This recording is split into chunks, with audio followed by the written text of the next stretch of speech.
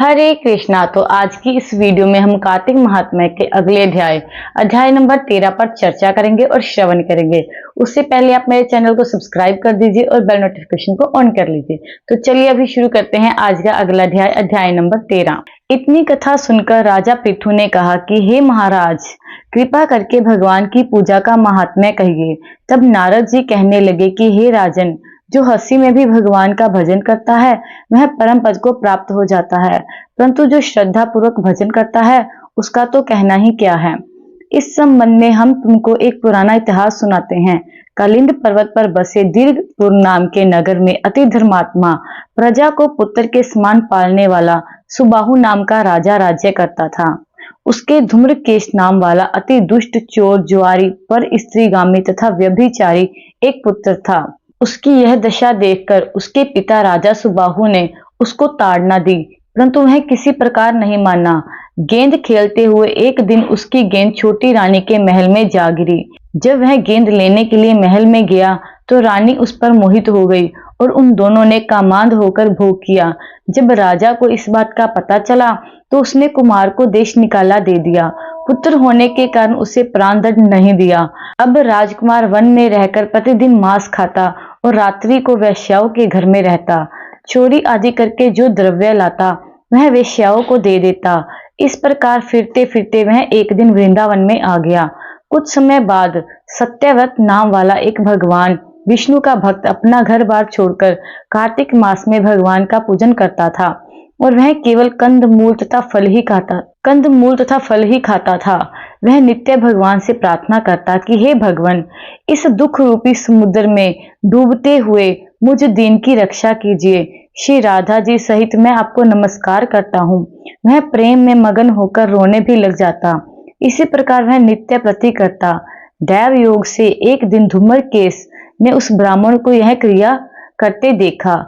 जब रात्रि को घर आया तो वहां आकर वैश्यों के सामने उसने भी मिट्टी की मूर्ति बनाकर वैसे ही सब कृत्य किया। अंत में उसी भांति स्तुति आदि करके रात्रि को वैश्य के घर में ही सो गया।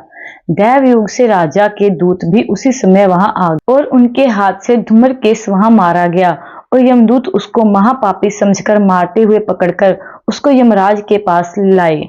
उसको देखते ही यमराज खड़े हो गए तथा उसको पाद्य, अर्घ्य आदि प्रदान किया। फिर अपने दूतों से कहा कि तुमको धिक्कार है, जब तुमसे हमारा कहना है कि विष्णु भक्तों को यहाँ मत लाओ, फिर धूम्रकेश को यहाँ पर क्यों लाए। उसने चाहे हास्य में ही कार्तिक मास का व्रत वृंदावन धाम में किया, मगर फिर भी यह वैकुंठ में जाने के योग्य है। यमराज पुनः धूम्रकेश से बोले कि भगवान की भक्ति 9 प्रकार की है। उनकी कथा सुनने से राजा परीक्षित, कीर्तन करने से शुकदेव, स्मरण से प्रहलाद, पाद सेवा से लक्ष्मी जी, पूजा से पृथु महाराज, वंदना से अक्रूर जी, दास भाव से सुग्रीव, मित्र भाव से अर्जुन, आत्मनिवेदन से राजा बलि जिस प्रकार परम पद को प्राप्त हुए हैं, उसी प्रकार तुमने भी चाहे हास्य में ही सही भगवान की पूजा की, मगर फिर भी तुम स्वर्ग के अधिकारी हो। यद्यपि तुम अपने कर्मानुसार पहले नरक के अधिकारी थे, मगर अब वैकुंठ के अधिकारी हो। कार्तिक मास में की गई भगवान की पूजा व्यर्थ नहीं जा सकती। जहां पर भगवान शालिग्राम है वहां पर ही गंडकी नदी और सब तीर्थ हैं। तब धूम्रकेश यमराज से पूछने लगा कि भगवान सब नदियों को छोड़कर गंडकी को कैसे प्राप्त हुए। यमराज कहने लगे कि किसी समय वेदशिरा नाम के ऋषि सब लोगों के हित के लिए गंगा तट पर तपस्या कर रहे थे।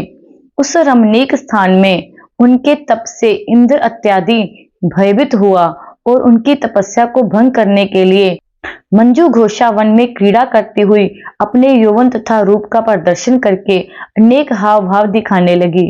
उसी समय मंजू घोषा ने मुनि के चरण का स्पर्श किया तो ऋषि के रोमांच खड़े हो गए। उस समय मंजू घोषा ने ऋषि को अपने वश में जानकर उनके गले में अपनी भुजाएं डाल दी। तब ऋषि ने क्रोधित होकर श्राप दिया कि क्योंकि तुम मुझे इस संसार सागर में डालने को उद्यत हुई हो, सो तुम नदी बन जाओ। तब मंजू घोषा कहने लगे कि हे मुने, मैं श्राप योग्य नहीं हूँ, आप मुझे क्षमा कर दीजिए।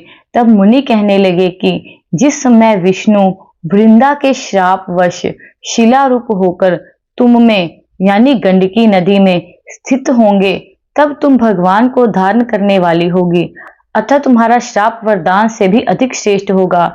यमराज कहने लगे कि हे राजकुमार, अब तुम विष्णु लोक को जाओ। तब धूमर के सुंदर विमान में बैठकर वैकुंठ लोक को चला गया। तो यहीं पर हमारा अध्याय नंबर 13 खत्म होता है। अगली वीडियो में हम अध्याय 14 पर श्रवण करेंगे। हरे कृष्णा।